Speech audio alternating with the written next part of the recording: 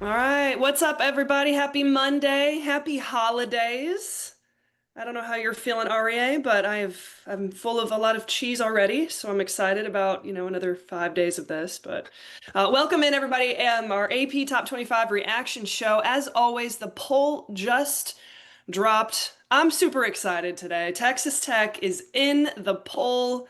It's been a minute. AP doesn't even have a logo for the team right now, but I'm incredibly excited. That's our big news for the day. Texas Tech coming in at 21. It looks like Washington is the only team to drop out. Real other quick reactions as I'm looking at this. Really no movement from the 1 through the 7 spot. And then we kind of, have a lot of back and forth. This is a big, big week for the Big 12, which is a big, big week for me. I can't wait to dive in, but real quick, REA, how are you? How was your weekend? Too many jelly-filled donuts, too many deep fried things. But like you, I'm just bracing myself for the rest of it. Honestly, I'm looking at this and I'm a little intrigued by the Iowa drop three, the Ole Miss drop one, Baylor and Tennessee with a 7 and 6 place drop, respectively. Quite interesting as always. You know me, I like to dive into who moved, who didn't. Was it a win? Was it a loss that got him to move? Was it movement from somebody else in the rankings?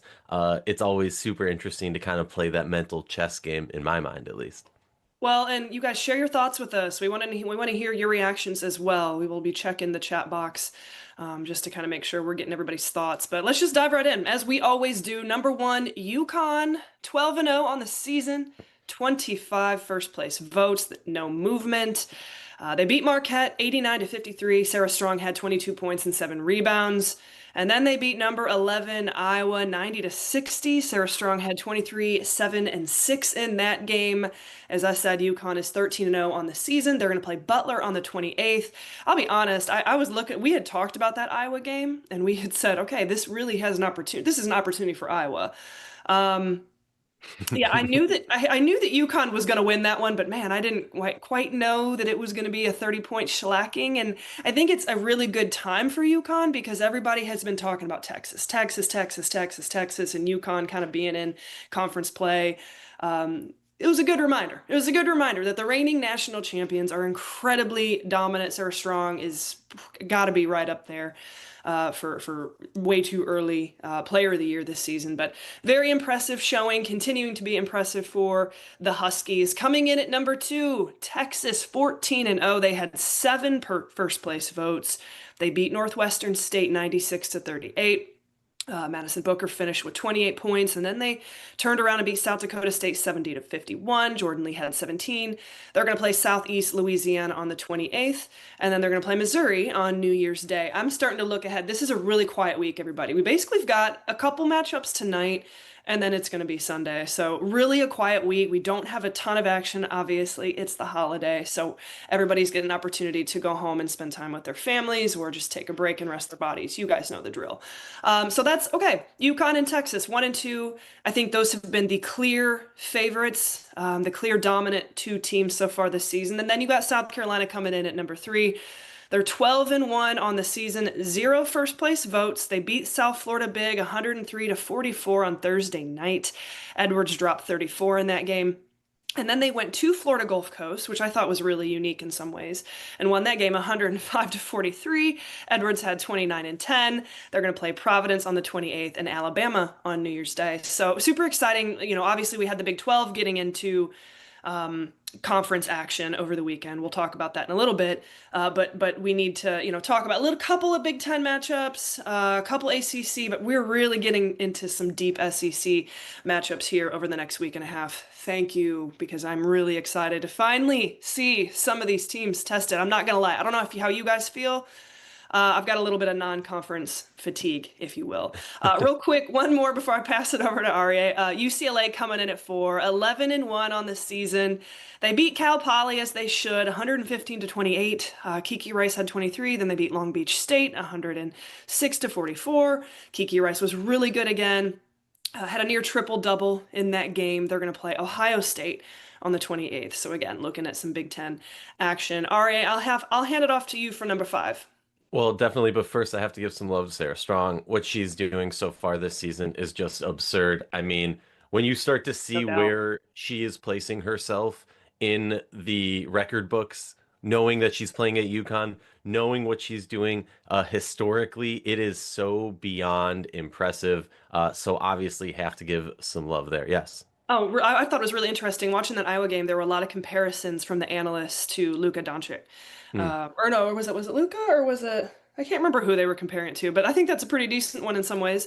Or Jokic, maybe it was Jokic. I'm curious, who does Sarah Strong remind you guys of? Obviously, I think, in my opinion, got to be one of the most dominant, complete all-around players in all of college basketball. Sorry, Arya, go ahead. No, no, no. I'm going to knock out three and then we're going to go to the chat.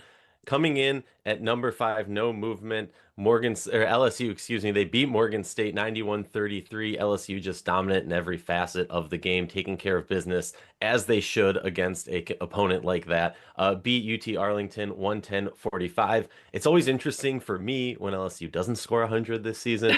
Knox had 25, Wiley had 23, both coming off the bench. The depth of this team is really, really intimidating and scary. They play Alabama State on the 28th, and then finally, we get them against Kentucky, a ranked team on January 1. Coming in at number six, again, no movement. Michigan, they beat Oakland 97-54. Olsen had 23. They play Oregon and Washington this week. Coming in at number seven, my local team. I guess I can claim that because, none of the actual DC teams are that good. Making the top 25. Maryland. Maryland been an exciting season so far. At number seven this week, beat Central Connecticut State 98-30. Okinawa had 22 and 10. Play Wisconsin on the 29th after Christmas. Also, Bree McDaniels is out for the season for an injury. I mean, so she's going to redshirt. That is like, I know in our notes we say the third big loss this season, but I feel like it's Feels like probably it's been more. more. It has been absurd the amount of injuries this team has faced, and still to be this high in the ranking, super impressive. And they still have a nice core of players, so don't count them out just yet. Before we get on to number eight, our first movement, let's head on over to the chat. First chat of the show. Pharaoh says Louisville is a great basketball team. They made Tennessee look like they didn't belong. I Ra- agree. I Rachel completely claps. It's a agree. good comment. We'll get to that here in a minute, but I agree completely. What else we got? Well, Chicago Cheetah, I think that's Cheetah. Shout out to them. The national defending champs did exactly what they were supposed to do. That is exactly correct. I mean, you talked about it, Rachel. Impressive, dominant performance. And then we're gonna get another chat. Don't know who this is from, but shout out to them. How is Alabama not ranked? Rachel, thoughts? I don't know. I mean, let's take a look at kind of just real quick. I know we do this at the end of it. They're Alabama, getting they're right votes. there. They're right there. They got 26. So, sometimes it's better though just to kind of have that chip on your shoulder. I speak as a former coach. These coaches, they don't care about the rankings. I think it's more for a fandom thing, but they do deserve a lot of credit. They're like very, very stealthily, quietly floating under the radar. But we all know SEC play is starting up. Real opportunity to turn some heads there. Okay, is that all we got in the chat right now? That's all we got in the chat right now. Number eight, Rachel. Who moved up to number eight this Oh past my week? gosh. Well, it's funny because TCU actually went from 8 to 9, and then now they went back from 9 to 8. And it wasn't because they did anything wrong. They're still undefeated on the season. Been a really big week for TCU. First off, I got to start. Olivia Miles, 3 straight triple doubles. And then we saw for just the second time in NCAA history a double, triple double with Olivia Miles and Marta Suarez in that game. That's, again, the only second time that's happened in NCAA history. They blew out Arkansas Pine Bluff in that game, 109-54. And trust me, guys, I understand. I'm ready to see this team tested. I'm over the non-conference. I am as tired as anyone else in the country.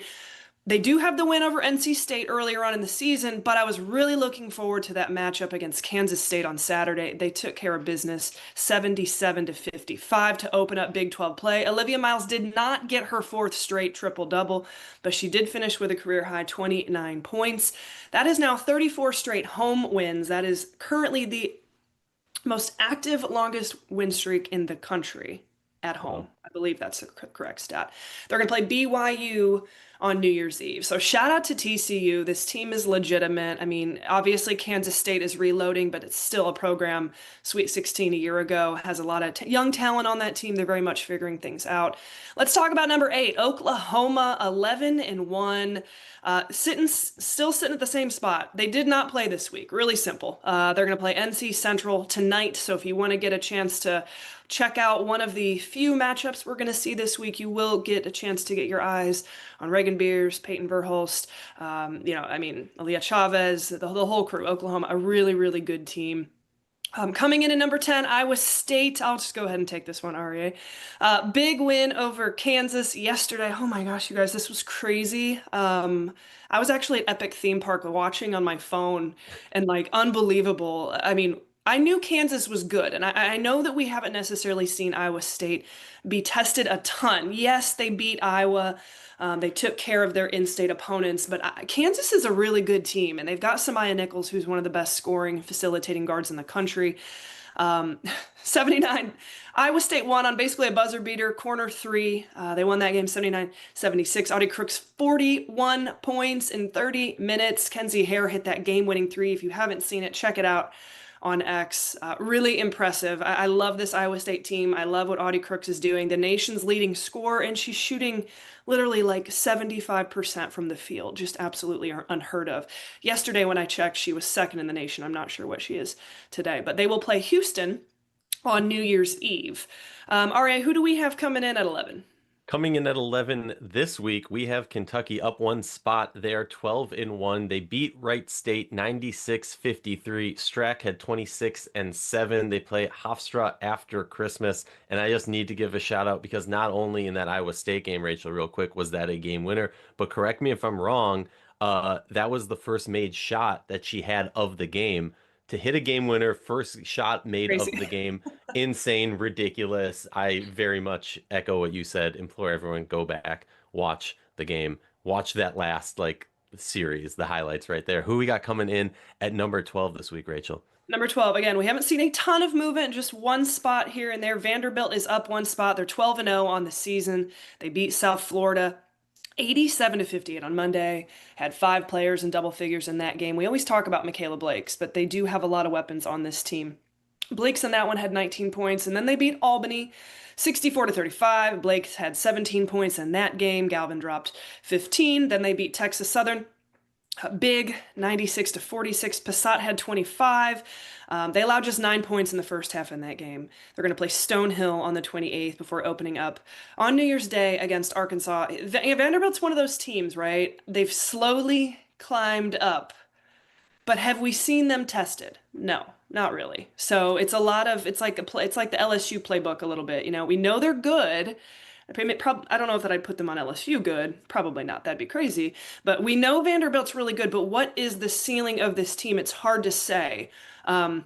We won't know that until they get into the absolute gauntlet that is SEC play, which obviously is right around the corner. Coming in at number 3, this is a big, big, big move. Not big, big, big, but one of the bigger storylines, I would say, of the non-conference and of the last week is Louisville. You know, like when we first started this show a couple months ago, 6 weeks ago, Louisville wasn't even in the poll. This was not a team that was Hmm. ranked in the preseason. They're 12-3 on the season, but they have really been taking care of business. They beat EKU, Eastern Kentucky, 102-34. And then they had an impressive win over number 17 ranked Tennessee on Saturday, 89-65. Barry had 15 points and 13 rebounds. They're currently riding a 5-game win streak heading into Christmas. This is probably one of the hotter teams in the country, I would say, playing really well. That Tennessee win, I think, turned a lot of heads.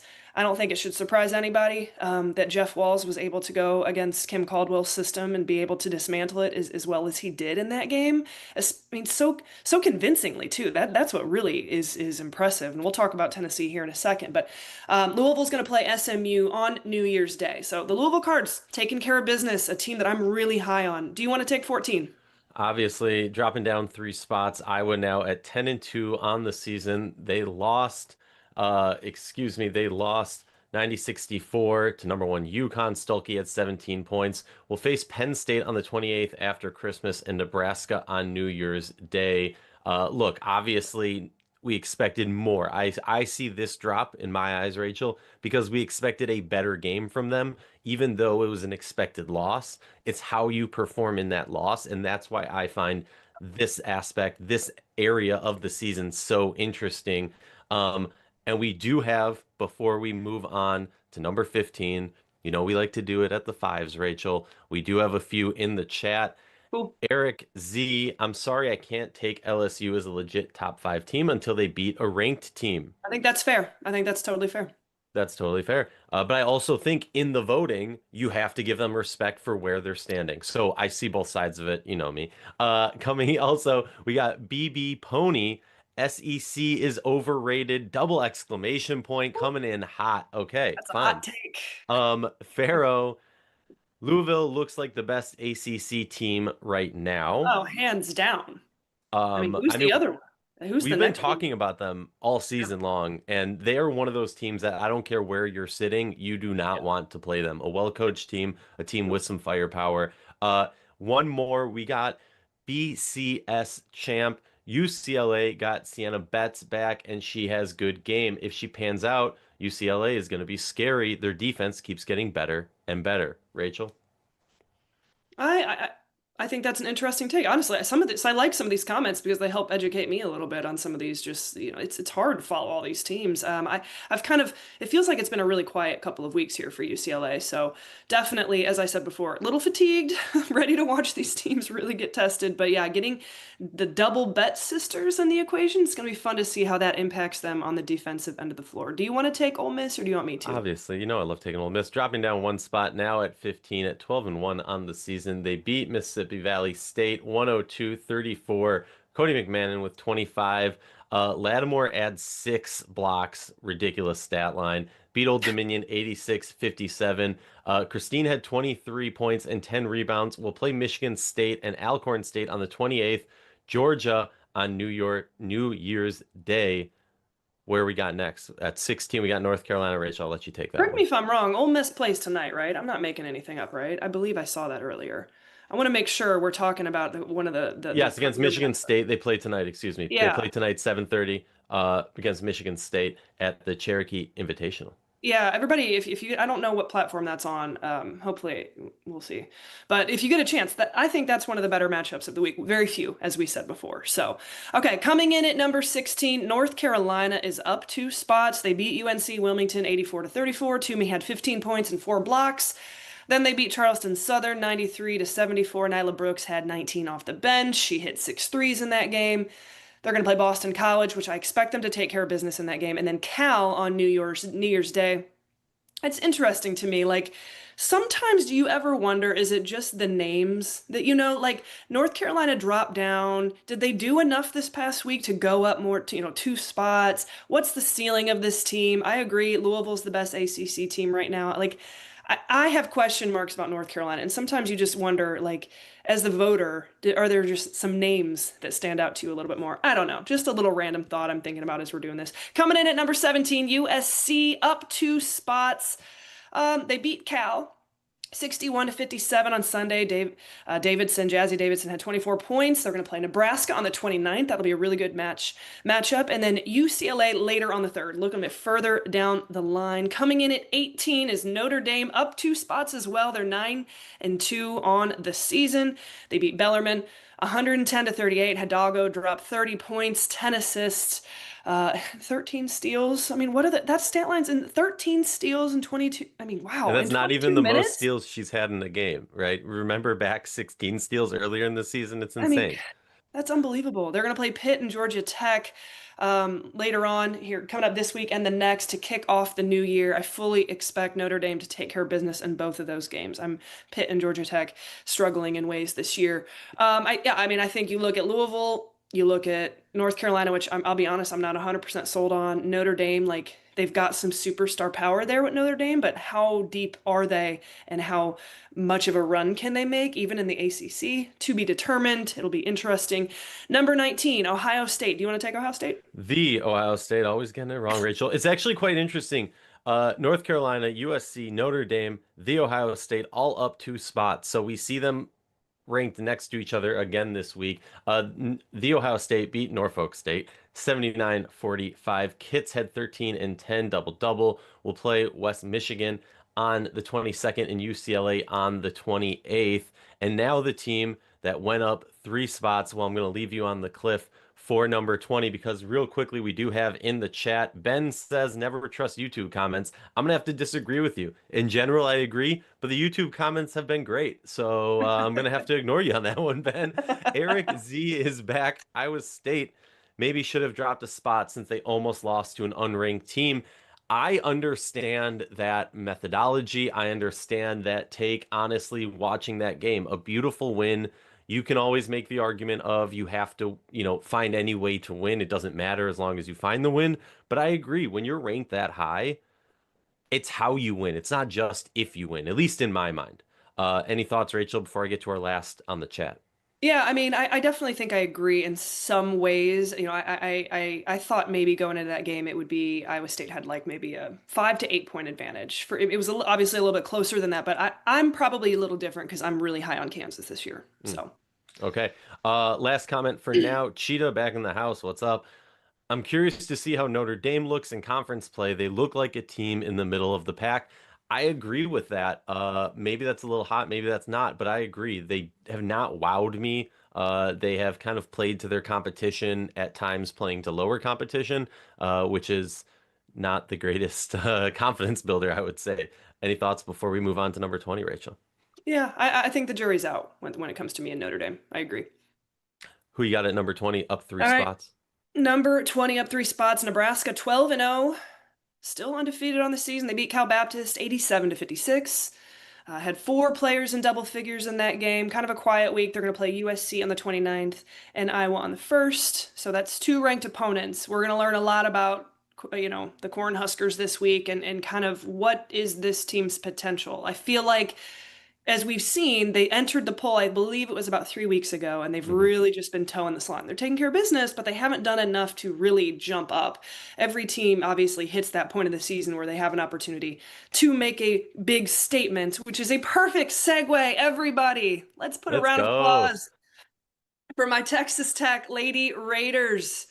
I honestly, I knew they were going to be ranked, and I'm going to look this up when we're done, and I'll probably tweet it. But I can't remember the last time Texas Tech was ranked in the top 25. But let's talk about my Lady Raiders. And for those of you who don't know, I call their women's home game, so that's why I'm so excited. But I've been able to watch this team so closely this season. 14 and 0. I mean, here's the thing: they just haven't quite had an opportunity to beat a ranked opponent, and it was really yesterday when they had a chance to play Baylor. And everybody was looking at that game. I was looking at that game saying, is this team legitimate? Defensively, they're one of the top defenses in the country from 3 point percentage, from field goal percentage, from scoring margin, from points allowed per game. Really good defensively, but as we saw yesterday, they've been very good offensively, but struggled a little bit against Baylor, and it was a really low-scoring game. But real quick, let's just go over Texas Tech's resume because they deserve it. 14 and 0 on the season, have not lost. They've got really good wins over Power Four opponents: SMU, Arkansas, Mississippi State, which up until yesterday was probably their most quality win at home. Their most quality win on the road was probably New Mexico. Maybe, I mean, I know they're not, the record doesn't reflect it, but maybe Washington State and Pullman. So they're kind of going along, they're taking care of business, we're having a good time. We think they're pretty good. And then the matchup with number 15 Baylor comes and they took care of business. Obviously it came down to the wire. It was not a high scoring game. It was like 61-60. But I really like this Texas Tech team. I think that they've really got an opportunity to make some noise in the Big 12, get themselves back into the NCAA tournament. They're going to play Central Florida on New Year's Eve. I get to ring in the new year in Lubbock, Texas. Yay me. Whoop, whoop. And then they turn around and they'll host Arizona on January 3rd. So if you guys haven't had a chance to check out Texas Tech, I really enjoy watching this team play, led by Bailey Maupin, Jalen Bristow, Snutta Collins. They're a lot of fun. Okay, thank you for listening to me on that rant. Who we got coming in Well, next? I'll tell you in a second, but this is too perfect because Cheetah wants to know your thoughts on Texas Tech. Yes, they're undefeated, but how do you feel if they match up against a TCU or an Iowa State?